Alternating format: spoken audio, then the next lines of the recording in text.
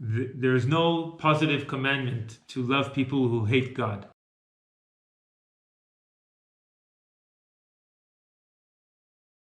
Okay, welcome to our weekly Torah Shiur class. Shiur means class. My name is Zohar. Just a small disclaimer. I'm a Jewish person. I'm not a rabbi or a leader of a community or following and such. I am sharing the Torah knowledge that I have gained over the years. If someone is requiring guidance of a rabbi, or if there's a question that I cannot answer from my knowledge, I can direct you to one of my rabbis, either in Hebrew or in English. Sometimes a mixed crowd, so sometimes it's Jewish people with alongside non-Jewish people in viewing this content. So it's something that I thought that we need to say is that when I mention the commandments, that we should follow the commandments of God, a Jewish person should take it as following the entire 613 commandments that are mentioned in the Torah, and a non-Jewish person that's listening can take it as listening to this information, and when he hears it or she hears it, I'm talking about the commandments that God gave to all the Gentile nations, which is the 7 commandments that were given to Noah when he exited the ark. It was given a few. Adam was given a few, and he was given a few more. And those were the commandments that the court system and the observant Jews in Israel had to make sure that the Gentile nations that were living in the land of Israel at the time of the temple, they were keeping those commandments. There's only 7 and a little bit of smaller commandments that branch out of them. They're called the Noahide laws, after Noah.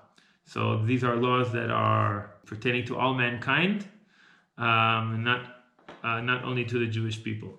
The Jews are commanded with 613 commandments, and it's a heavier obligation and commitment. So when I say, for example, that we may get closer to God and the creator of the world and follow in his ways and do his commandments, so a Jewish person should think the entire 613 commandments, and a non-Jewish person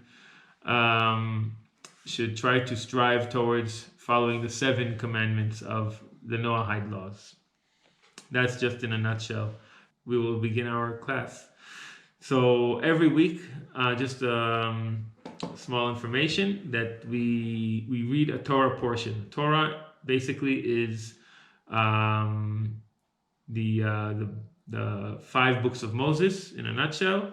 When a Jewish person says the Torah, he means actually the entire Bible, which is the whole 24 books of the Bible. And so in a whole span of 1 year, observant Jews and those who go to synagogue, in fact, as well, every week on the Sabbath, on Saturday, they read a Torah portion. And it happens to in such a way that when we read one Torah portion each week, in 1 year we cover the entire 5 books of Moses. And when we come to the holiday of after Tabernacles, Sukkot, which is the end of that holiday, there's one day called Simchat Torah, Joy of the Torah. We conclude with the last bit of Torah, last Torah portion, and we begin the beginning portion of Genesis and start the cycle all over again. So every year we basically finish the whole Torah if we follow the weekly Torah portions. This week's Torah portion is actually Bamidbar. We're starting the 4th book of the 5 books of Moses. Bamidbar in English is called Numbers. So we are starting in chapter 1, verse 1. And Parashat Bamidbar, in Christianity, you don't have these names that they divide the weekly Torah portions according to certain categories and names. Usually it's in the first verse or the second verse where the name of the parasha is taken from. So this is from chapter 1 verse 1 until chapter 4 verse 20. This week's Torah portion begins with Hashem speaking to Moses, our teacher, in Har Sinai. This is this is in the second month in the second year from them leaving Egypt, and it's right before the nation is leaving Mount Sinai. It's right before the nation is leaving Mount Sinai, and God is counting the nation. Basically, He's telling Moshe Rabbeinu, Moses, our teacher, to count the entire nation. Or basically, I'm just going to summarize the parasha for you, so it's not so long. That not only count them, but also organize them in certain arrangements of camps. There were 12 tribes, or 13, I should say, and because Joseph was split into Ephraim and Manasseh, and each camp had its own colors and its own flag and its own symbol. For example, Judah was a lion; his symbol is a lion. Dan is a snake. Naphtali is a deer. Zevulun is a ship, because he was blessed. It has to do with the blessings that they received from Jacob, their father. When they were in the desert, the flags actually had a very big role to play when they were moving, and they didn't decide, but when God's cloud or pillar of fire at night decided to raise up from the tabernacle, which was set up, and started moving, everyone had to pack up and started to move, and it was done with the flags, and there was a first camp that was starting to move first, and so on, and the last camp was gathering and making sure no one was left behind, and different sounds of trumpets and movements with the flag signal different things, just like in war. So in fact, when the Israelites camped, they were always like in a formation of a military, if you can kind of imagine it like that, a structure formation. So it was very very strategic. It was actually very, very strategic to the point where the tribes that were more mentally and physically stronger, they were put in the direction of the harsher weather conditions, where the harsher weather conditions were coming from the west, I believe. So they were they were less affected by any types of conditions, but although that didn't matter because they had the clouds of glory protecting them. But that's just to show. Some other tribes were situated right in front of the entrance of the tabernacle. For example, Levi, because the Levites were the ones serving in the tabernacle and closest to serve. And well, from the Levites, you had the Kohanim, the descendants of Aaron, who were first. They had to constantly be in the tabernacle doing the service. But as soon as there was time to pack up and go, the rest of the Levite tribe, they would be the ones responsible for packing, not for packing up, but for carrying everything, all the items that were in the tabernacle. So they had to be obviously the closest, and the one that was right near them was Judah, so that they would be their protection, and from as far as military is concerned, because they were one of the strongest tribes. But they were also it's like an example of royalty. Why royalty? Because in the Jewish nation, when we would go out to war, it's the king always goes in the front. He always he's in the front of the army, not sitting back somewhere or watching or coming into the battle last. He always goes first. So Judah was like in the front line, prepared to defend. There are other tribes that are also very, very strong military-wise, but that's not for now. So the formation had a very, very, very significant structure. And in the Midrash, if whoever doesn't know what the Midrash is basically the background story, it's more detailed in the Midrash what you have in the actual Torah, because the Torah just gives us the most immediate and most important details for us to know in order to go forward and do Hashem's will and commandments. But the Midrash gives us a background story. So it says in the Midrash that how they would count, it's like every single Jew would come in front of Moshe and Aaron, and they would give their half of a shekel coin. It's a coin that was like a 50-cent coin, if you can try to compare it. It was a half a shekel, and that's how they would not count the people, rather count the coins, and each coin would resemble one person. And they say, so our sages of blessed memory explain why a half. This is just another tidbit, because another Jew should always remember that without another Jew he cannot be whole, which means in layman terms that we always have to take care of the one next to us, not to think that we are whole on our own. We always have to take care of the others beside us, whether if it's in physical needs, if they're lacking, or in spiritual guidance, or just a shoulder to or an ear to listen to.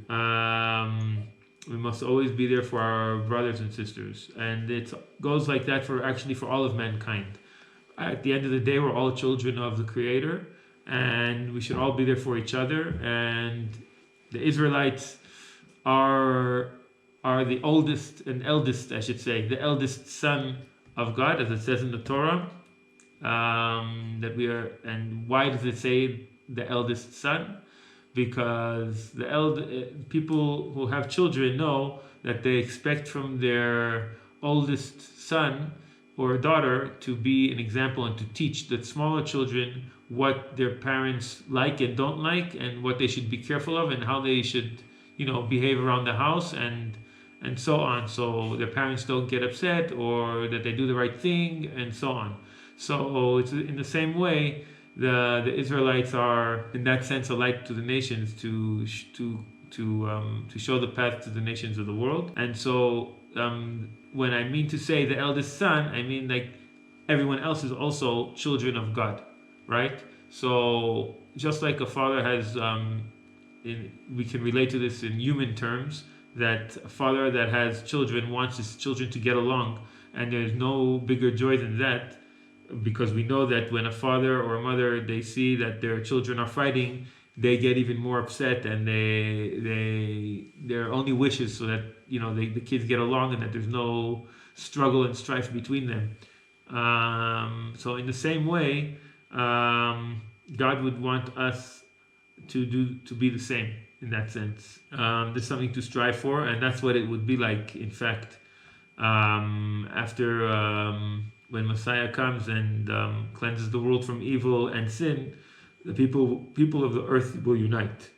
In that sense, there will be no more competition and struggling to get more than what the other one needs, like competition.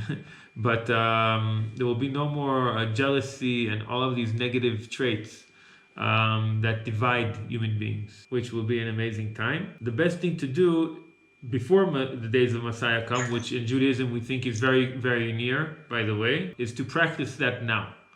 Because although there will be a shift in the mindset and mentality of people, because as it says in the prophets that the knowledge of God will be abundant and available to all, and people won't fight with each other anymore, and war tools will be turned into plowing tools, and wolf will dwell with lamb, though that's like a metaphor.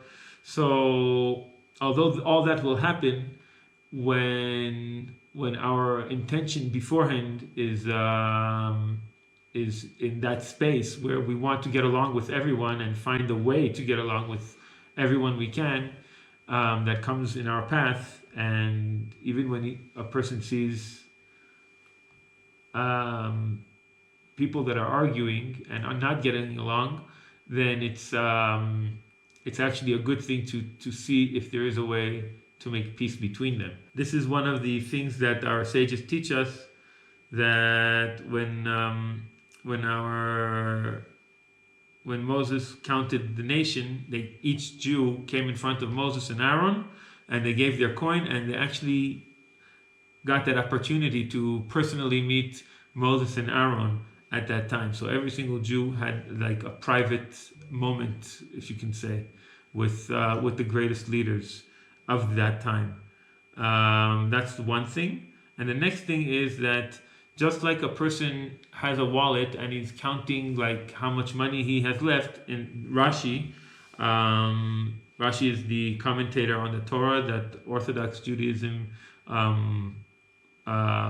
follows in a great way, in one of the greatest ways. There are more commentators that we follow, but he really, Rashi is an acronym for Rabbi Shlomo Yitzchaki, which was in France about 1,000 years ago. So he made a simple layman translation for the actual Torah, the entire Torah, and many other books like the Talmud and the Mishnah, so that people that read it, even if they understand Hebrew, they would. It's even in Hebrew, it's sometimes hard to understand the meaning of what is trying to be conveyed.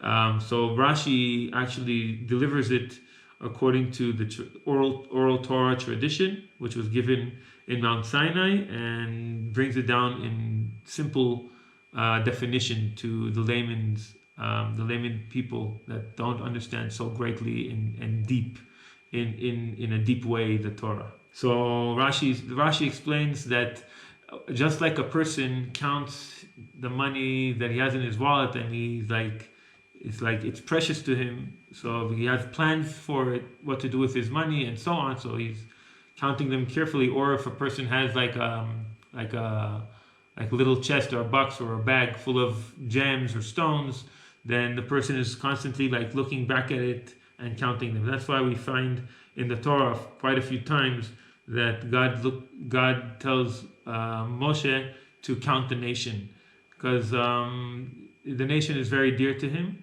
and he has, just like everyone has a name, he knows everyone's name and everyone's details in life, because he's not only the creator, he's also the sustainer. So he knows everyone's life very, very deeply and personally.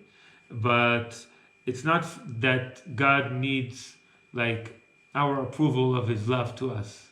It's so that mankind can emulate God, just like God is teaching us many ways of how God works with his creations.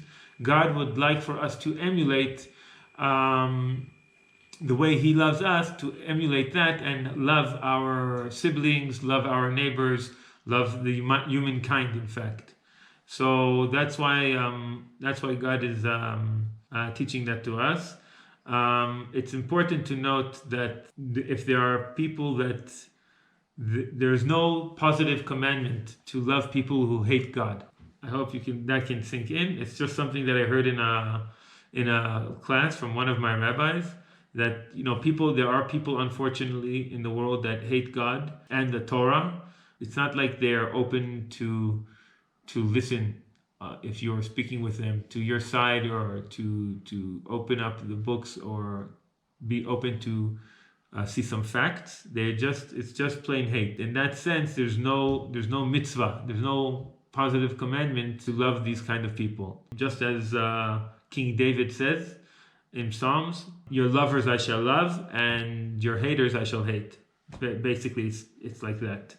Obviously, there's a large majority of the world that is unaware, and they're not knowledgeable It's not like they love God, but they don't hate God. It's just that they're not educated in the Torah and in the existence of God, or they were never shown facts of that the Creator is the Creator of the entire creation. So these people obviously cannot be held accountable for their opinions. Rather, they must be given an opportunity to learn. So these are also people that we must love. For example, one does so quite a few times to certain people that he wishes for them to learn and open up and know about God, but they refuse. It's a bit of an issue over there. But that already would be something to speak with a rabbi how to deal with. But in general, the way of the Torah is pleasantness, not with force, and just to learn. The more one learns, the more one can open up and make an educated decision. But we learn from how HaShem counts his nation that HaShem named everything in the universe, and every creation in the universe comes from God. Even those people and those beings that don't acknowledge God, ironically enough. God created everything. And if you can look at night to the sky and see all the stars and planets, God has a name for each and every one of them. Just like that, God created all mankind, and every single being in the world is supervised, and God's energy is making him live. So that must be respected. In any case, this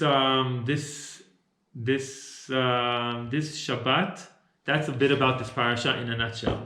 It's all about the counting of the tribes, the people that were in the nation of Israel that were age 20 to 60, which is just over 600,000 human beings, and that was just the males. That's why some of our sages say that the people that left Egypt numbers somewhere between 3 million to 9 million. If you can count the elderly, all the children that were until 20, and all the women. So this is what this Torah parasha portion talks about. And then the Torah talks about a few specific tasks that were given to specific tribes. Mainly the Levites and the Kohanim that served in the tabernacles, what their responsibilities were, and also where exactly each tribe camped, in which form in the formation of camping. This week is actually the Shabbat before the holiday of Shavuot. The holiday of Shavuot is Tuesday night until Wednesday night. Tuesday night until Wednesday night. And out of Israel, it's an additional day. So it's actually until Thursday night. Most of the holidays outside of Israel always gets an extra day. So the holiday of Shavuot is actually the holiday where we celebrate the receiving of the Ten Commandments, the Torah, and the oral Torah on Mount Sinai for the first time. That was like the first time that the Israelites heard God's voice on the mountain, when God and Moses were giving the commandments on top of the mountain. The Orthodox observant Jews actually try to stay up all night. We sleep Tuesday afternoon for a few hours so that we can stay up all night learning Torah. And in the morning we continue when it comes to just before sunrise, we continue in the morning prayers. It's also a custom. Why do we stay up all night? It's because that what happened was when God came down on the mountain that morning, around 3,500 years ago, Moses had to run around the camp gathering the people. They weren't waiting for God. Rather, God's thunder and lightning on the mountain woke them up. And the sound of a shofar, the horn. Moses had to run around and to get everyone up and to gather them and to go to the event which we've been now since then staying up all night ever since on this holiday in order to sort of repair what we should have been doing at that time. Obviously, any day of the year when a person stays up at night and learns Torah, it's a very great thing, but especially on this night. In Judaism, we believe and we know for a fact that when Moses came down from the mountain with the 10 Commandments, I should say the last time, but the first time also, he came down with the knowledge of all of the Torah until that event, which is stated in, which is until the book of Exodus, in the middle of the book of Exodus, which is in Parashat Yitro, until basically Genesis and Exodus until chapter 20, verse 23. Until that point, he received the Torah, all the knowledge of the Torah, and also the oral Torah, all the laws that are the definitions of the laws that are stated in the Torah. Just one example is that when Moses came down from the mountain, the next day he was already, without teaching the whole Torah to the nation, he was already judging the nation, and Jethro, his father-in-law, that came out to the desert with Zipporah and his two sons, Moses' two sons, saw him judging the nation according to the laws that he just received at the mountain orally. There was nothing written yet. That's just one example of a fact that is stated in the Torah. But if we see all the laws in the Torah, the 613 commandments that were given to the Israelites, it's written in very, very concise and short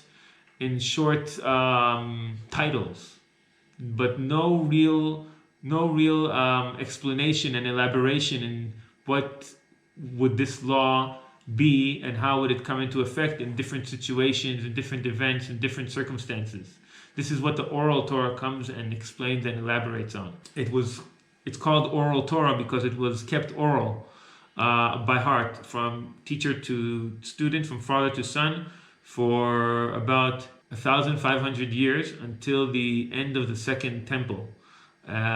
Towards the end of the Second Temple, Rabbi Judah, who was president of the nation at the time, decided that and saw that the Israelites are now starting to forget the oral law and traditions. So he took the wise decision to write it down and to collect it all, which is a lot, and there was a lot left out also. But he put down a lot on paper, or papyrus, if you want to call it like that. What is it? Cloth. What's it called? Parchment. Is it parchment? Yes, parchment. And that's what we have today. Oral law, Talmud and Mishnah. Basically, that's what we learn all night, and we also eat dairy foods on Shavuot. Why dairy? One of the reasons is because the Torah is parabolic to, as it says in the Torah, that the Torah should be on your tongue as sweet as honey and milk. So that's why we eat milk dairy products. Another reason is that many of the people started to prepare a feast for the holiday, but a feast is with meat. But after Moses came down from the mountain, there were all these laws about how to slaughter an animal, what to look for, what you're allowed to eat, what you're not allowed to eat, all of these different conditions, and nobody knew any of these conditions before. So they had to revert to a plan B, which was quick to make and prepare, and those were dairy products. So till today we have dairy products. There are a few more reasons why we eat dairy products, like cheesecake, pizza, blintzes, different nice dishes that are made out of dairy.